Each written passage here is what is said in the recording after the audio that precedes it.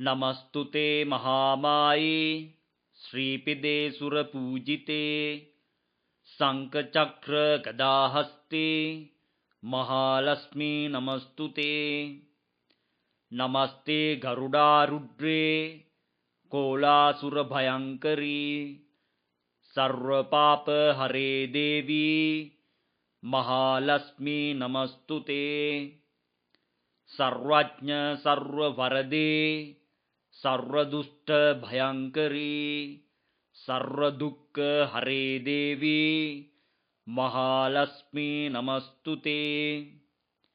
सिद्धिबुद्धिप्रदे देवी मुक्तिमुक्तिप्रदायिनी मन्त्रमूर्ते सदा देवी महालक्ष्मी नमस्तुते।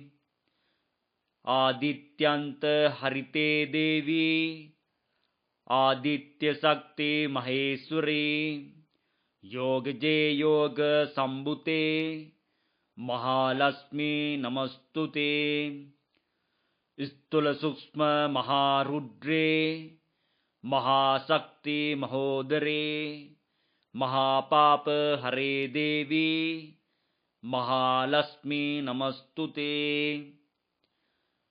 पद्मासन्तिते देवी परब्रह्मस्वरूपिणी परमेशी जगन्माता महालक्ष्मी नमस्तुते।